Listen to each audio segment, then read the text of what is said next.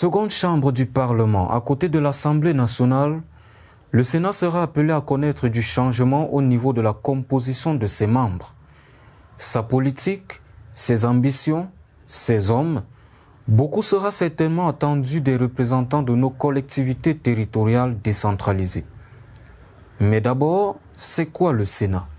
Le Sénat est simplement l'une des deux chambres du Parlement. Le Sénat est dans les systèmes où le Parlement est bicaméral, la seconde chambre du Parlement à côté de l'Assemblée nationale. Donc c'est donc une institution de représentation, quasiment au même titre que l'Assemblée nationale, à la principale différence que si les parlementaires représentent les citoyens en général et représentent le peuple souverain.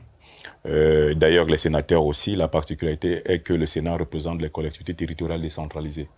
Et c'est d'ailleurs ce que précise la Constitution camerounaise à l'article 20 de la Constitution, que le Sénat représente les collectivités territoriales décentralisées.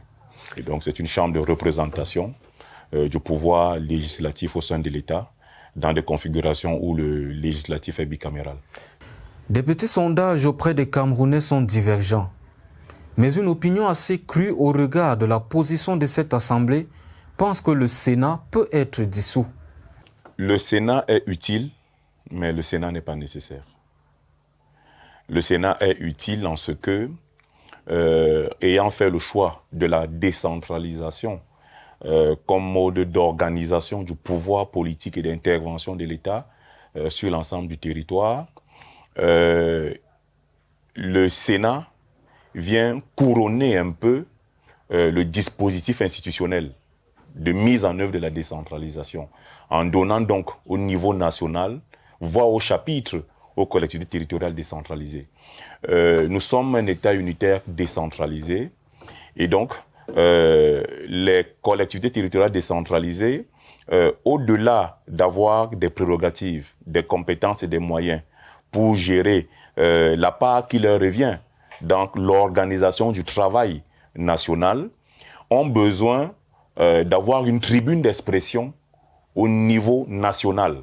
Et le Sénat leur offre ainsi donc cette tribune qui leur permet, lorsque les questions d'intérêt national ayant trait à leurs préoccupations sont discutées, que ces CTD puissent s'exprimer au niveau national. Et donc, le Sénat est utile.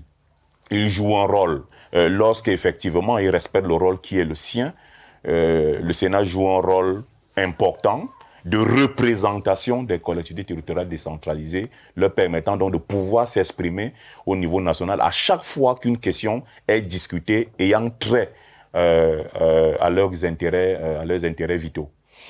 Le Sénat est alors le miroir de toutes les collectivités territoriales décentralisées du Cameroun, fondamentalement en raison de notre système politico-juridique en place, d'où son utilité.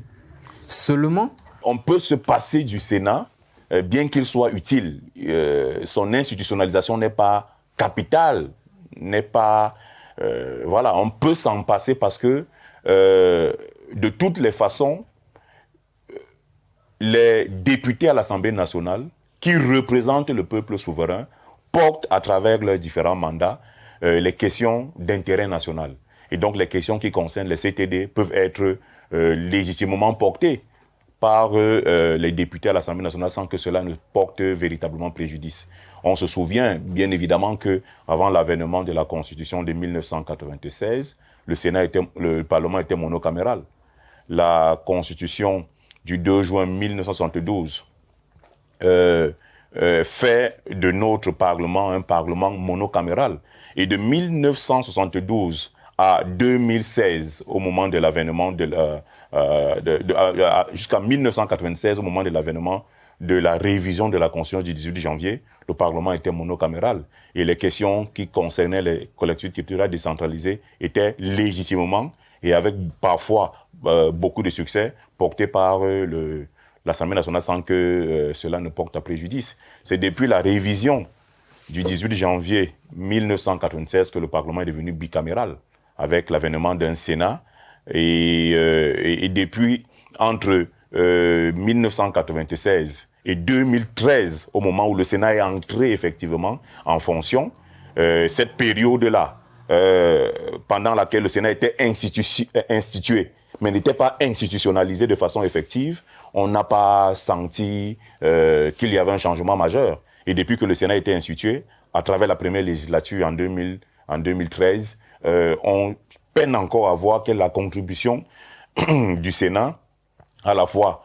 en termes de développement et en termes de renforcement de la démocratie au niveau national et au niveau local. Revenons-en à son utilité.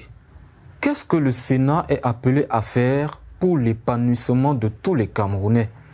Le Sénat a d'abord les mêmes missions que partage certaines missions avec l'Assemblée nationale, en ce que le Sénat participe à l'adoption de la loi et au contrôle de l'action du gouvernement à travers une pluralité de techniques. Ce sont déjà des missions qui sont les missions classiques du Parlement, qui sont donc réparties à la fois par l'Assemblée nationale et par le Sénat.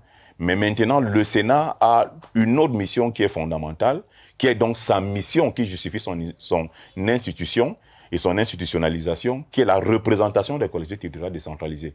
En ce que, c'est d'ailleurs pourquoi, au moment de l'élection des sénateurs, c'est un collège électoral constitué à la fois de conseillers municipaux et de conseillers régionaux qui constituent le collège électoral qui vote les sénateurs.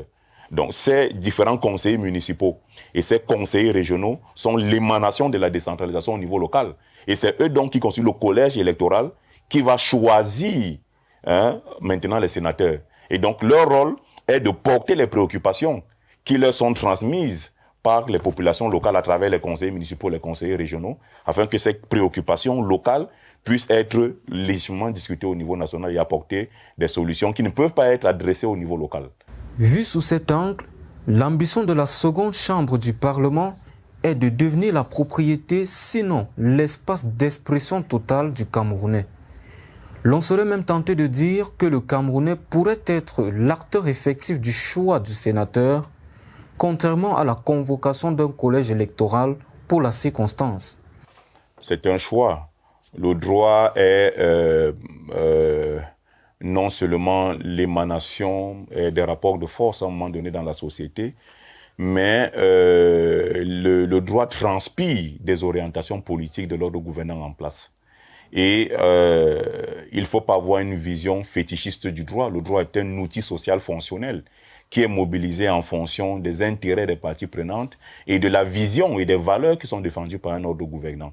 On aurait pu estimer que l'élection ne se fait pas au suffrage universel indirect, comme cela se passe en ce moment pour l'élection des sénateurs, mais au suffrage universel, peut-être par un mécanisme qui permettrait à tous ceux qui résident dans une région d'avoir le droit de voter les sénateurs qui représentent cette région. Il y a beaucoup de mécanismes qui sont possibles en termes de choix, de type d'élection. Et donc, c'est un choix politique. Ce n'est pas un choix qui est un choix strictement juridique ou technique. C'est un choix politique. On a opté pour ce schéma-là d'un collège électoral restreint qui permet aussi d'avoir une élection qui est rapidement gérée et qui est bouclée avec la proclamation des résultats par le Conseil constitutionnel 15 jours après la clôture du scrutin. Mais on aurait aussi pu avoir une perspective plus globale qui donne donc la possibilité d'avoir des sénateurs véritablement légitimes parce que au-delà des conseillers municipaux, ceux-ci seraient, et des conseillers régionaux, ceux-ci seraient vraiment choisis par les résidents d'une région. Je crois que c'est ça qui permettrait aussi, dans une perspective d'intégration, justement, de valider l'idée de ce que tous les Camerounais sont chez eux, là où ils se trouvent. Des paramètres de reconfiguration sont à faire.